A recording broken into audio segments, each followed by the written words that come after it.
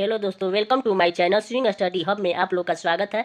तो हम लोग समाज शास्त्र पढ़ रहे हैं। समाज शास्त्र में सामाजिक संस्थाएं पढ़ रहे हैं, जो कि हर परीक्षाओं में पीजीटी, टीजीटी, ये स्टेट में आता है, यूपी पीजीटी, टीजीटी में आता है। तो आप लोग जरूर देखिए मेरा वीडियो। 15-16 वीडियो अपलोड हो चुका है। हम लोग परिवार में 23 क्वेश्चन पढ़ चुके हैं। अब 24 क्वेश्चन से हम लोग आज स्टार्ट करेंगे। तो चलिए 24 क्वेश्चन स्टार्ट करते हैं। लिंटन द्वारा बताए गए परिवार के प्रकारों में सम्मिलित है। तो कूट में इसका सही उत्तर देना है कि कौन होगा। समरक परिवार, विवाह संबंधी परिवार, ग्रामीण परिवार, मातृवंशीय परिवार। इसका कौन कौन होगा, इसका कूट में आंसर देना है।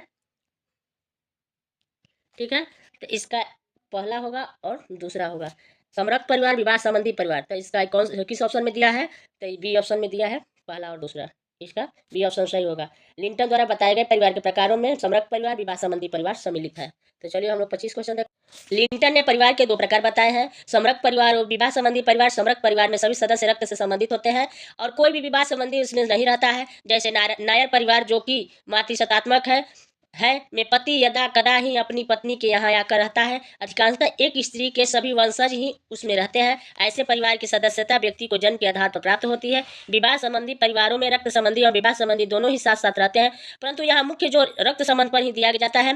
वर्तमान में पाए जाने वाले एक विवाहित परिवार जिसमें स्त्री व पुरुष साथ साथ रहते हैं, विवाह संबंधी परिवार कहा जाता है। जिसमें स्त्री पुरुष साथ साथ रहते हैं उसे क्या कहते हैं, विवाह संबंधी परिवार कहा जाता है। लिंटन द्वारा दिया गया है। तो चलिए हम लोग 25 क्वेश्चन देखते हैं। अब तो हम लोग 25 क्वेश्चन देखते हैं। आईपी देसाई के द्वारा कितने प्रकार के परिवार बताए गए हैं, 3, 4, 5, 6। तो देखिए इसमें आयोग ने स्टार दिया है, इसमें कोई भी सही नहीं है। तो आईपी देसाई ने 1956 में 423 परिवारों के अध्ययन के आधार पर परिवार का वर्गीकरण किया था। आईपी देसाई ने वर्ष 1956 में 423 परिवारों के अध्ययन के आधार पर परिवार का वर्गीकरण किया था। ठीक है, तो हम लोग 26 क्वेश्चन देखते हैं। इसमें कोई भी ऑप्शन सही नहीं है, तो याद रखिएगा आप लोग 423 परिवारों के अध्ययन के आधार पर परिवार का वर्गीकरण किया है आईपी देसाई ने। 26 क्वेश्चन देखते हैं हम लोग। दक्षिण भारत में पितृ वंशागत संयुक्त परिवार जो कुर्ग्स में पाए जाते हैं उन्हें क्या कहा जाता है। ए है कुल्ला, बी है ओक्का, सी है परंपरा, डी है पितृस। इसको क्या कहते हैं, तो ओक्का कहते हैं। इसका भी ऑप्शन सही है, ओक्का कहते हैं। क्या कहते हैं, ओक्का कहते हैं। दक्षिण भारत में पितृ वंशागत संयुक्त परिवार को जो कुर्ग में पाए जाते हैं उन्हें ओक्का कहा जाता है। ठीक है, दक्षिण भारत में पितृ वंशागत संयुक्त परिवार जो कुर्ग्स में पाए जाते हैं उन्हें ओक्का कहा जाता है। एम एस श्रीनिवास ने अपनी पुस्तक religion and society among the Coorgs of South India में इस बात की चर्चा की कि दक्षिण भारत की पितृ वंशागत संयुक्त परिवार जो कुर्ग्स में पाए जाते हैं उन्हें ओक्का कहते हैं। किस प्रकार मजबूत संस्था है। ठीक है, 27 क्वेश्चन देखते हैं। परिवार का सर्वाधिक आवश्यक सामाजिक कार्य है। परिवार का सर्वाधिक आवश्यक कार्य सामाजिक कार्य है। ए है घर की व्यवस्था, बी है सदस्यों के भोजन की व्यवस्था, सी है संतानोत्पत्ति और संतान का पालन पोषण, डी है आजीविका कमाना। तो इसमें क्या होगा, तो सी ऑप्शन होगा, संतानोत्पत्ति और संतान का पालन पोषण करना। परिवार का सर्वाधिक आवश्यक सामाजिक कार्य है संतानोत्पत्ति और संतान का पालन पोषण करना। सी ऑप्शन सही है। परिवार का सर्वाधिक आवश्यक सामाजिक कार्य क्या है, संतानोत्पत्ति, संतान को उत्पन्न करना और संतान का पालन पोषण करना। ठेठ भाषा में संतानोत्पत्ति करना, संतान उत्पन्न करना और संतान का पालन पोषण परिवार का सर्वाधिक आवश्यक सामाजिक कार्य है। ठीक है,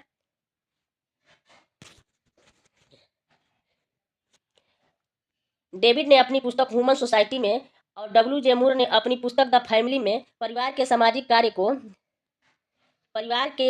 कार्यों का उल्लेख इस प्रकार किया है कि प्रजनन कार्य अर्थात संतानोत्पत्ति और पालन पोषण, परिवार के सदस्यों की देखभाल, व्यक्तियों को सामाजिक परिस्थिति प्रदान करना, बच्चों का समाजीकरण, सामाजिक नियंत्रण, आर्थिक कार्य। तो 28 क्वेश्चन कथन और कारक में है। कथन ए, ऐसा विश्वास किया जाता है कि संस्था निर्माण का चक्र परिवार से प्रारंभ किया। कारण आर है कि आधुनिक परिवार संस्था विहीन है। कारण क्या है कि आधुनिक परिवार संस्था विहीन है। कूट में सही उत्तर का चयन करें। ए है कथन ए एवं कारण आर दोनों सही है। बी है कथन ए एवं कारण आर दोनों सही है किंतु कारण आर कथन ए की सही व्याख्या नहीं है। सी है कि कथन ए सही है किंतु कारण आर गलत है। डी है कि कथन ए गलत है किंतु कारण आर सही है। इसमें क्या होगा, तो बताइए आप लोग। तो इसका सी ऑप्शन सही है, कथन ए सही है किंतु कारण आर गलत है। ऐसा ए सही है। ऐसा विश्वास किया जाता है कि संस्था निर्माण का चक्र परिवार से प्रारंभ किया है। ठीक ही कह रहा है। कारण है कि आधुनिक परिवार संस्था विहीन थी। ये कहा नहीं जा सकता कि आधुनिक परिवार संस्था विहीन है, इसलिए ये गलत है। ठीक है, तो हम लोग 29 क्वेश्चन देखते हैं। तो 29 क्वेश्चन देखते हैं। तालिका 1 को तालिका 2 से मिलान करना है। ठीक है, तो पुनर्लुवन परिवार किसने दिया था, पूर्वाभिमुख परिवार किसने दिया था, अतिलघु परिवार किसने दिया था और दाम्पतिक और सम्राट परिवार किसने दिया। तो पुनर्लुवन परिवार मार्गन का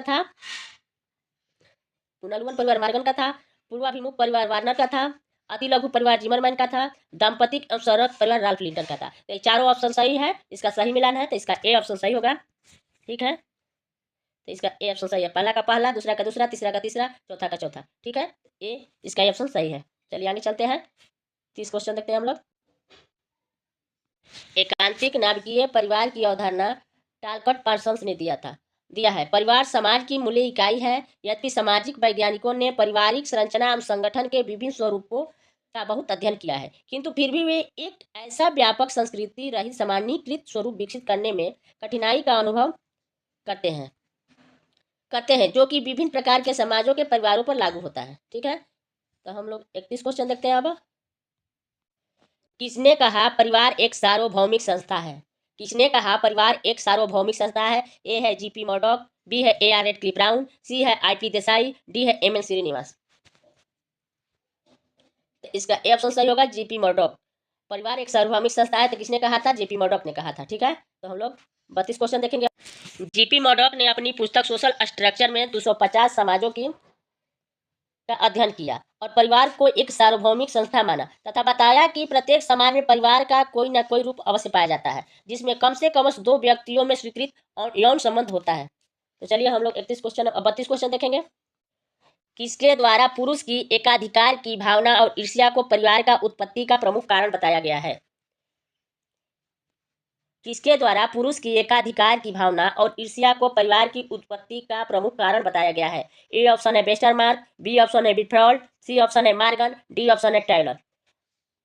ठीक है, इसका वेस्टरमार्क ने कहा था कि पुरुष की एकाधिकार की भावना और ईर्ष्या को परिवार की उत्पत्ति का प्रमुख कारण बताया गया है। वेस्टरमार्क ने अपनी पुस्तक मानव विवाह का इतिहास में पुरुष की एकाधिकार की भावना और ईर्ष्या को परिवार की उत्पत्ति का प्रमुख कारण बताया है। इस प्रयोजन हेतु पुरुष ने महिलाओं पर अधिकारों का दावा किया और बल द्वारा उन्हें संरक्षित किया।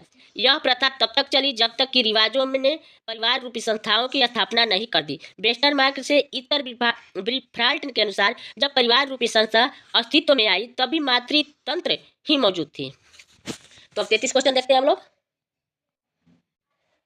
परिवार की उत्पत्ति का प्रतीकात्मक सिद्धांत किसने प्रतिपादित किया है? परिवार की उत्पत्ति का प्रतीकात्मक परिवार किसने प्रतिपादित किया है? ए ऑप्शन है वेस्टरमार्क, बी ऑप्शन है sir Henry Maine, C option है मार्गर, डी ऑप्शन है फ्रेजर। परिवार की उत्पत्ति का प्रतीकात्मक सिद्धांत किसने प्रतिपादित किया था? तो इसका बी ऑप्शन सही है, sir Henry man. Sir Henry man प्रतीकात्मक सिद्धांत दिया था सर हेनरी मैन। ठीक है,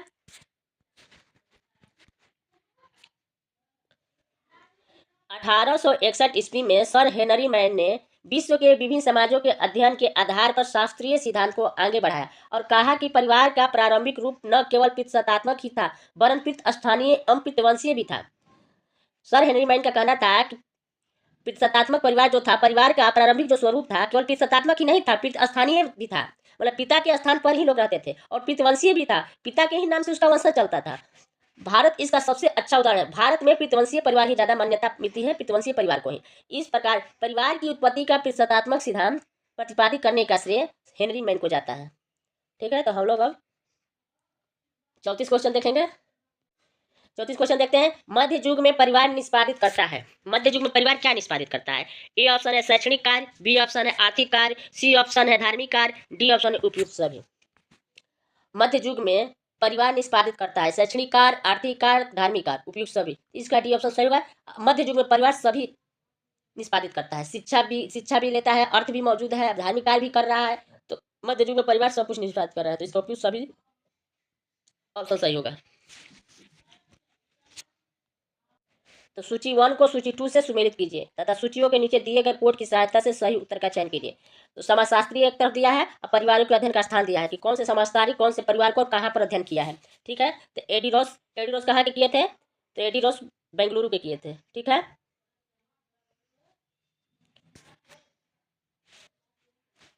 एडी रोज बेंगलुरु का किए थे। IP देसाई कहाँ के किए थे? तो महुआ के किए थे, इनका महुआ हो जाएगा। KM कपाड़िया कहाँ किए थे?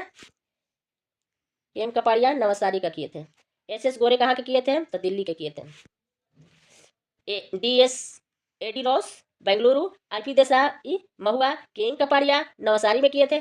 MS गोरे दिल्ली के परिवार का अध्ययन किए थे, ठीक है। AD रॉस बेंगलोर के परिवारों का अध्ययन किए थे। IP देसाई महुआ परिवारों का अध्ययन किए थे। KM कपाड़िया नवसारी के परिवारों का अध्ययन किए थे। MS गोरे दिल्ली के परिवारों का अध्ययन किए थे। तो इसका देखिए किस में है, तो बी ऑप्शन इसका सही होगा, ठीक है, बी ऑप्शन सही होगा। तो परिवार चैप्टर खत्म हो गया। तो हम लोग अगले वीडियो में विवाह चैप्टर देखेंगे।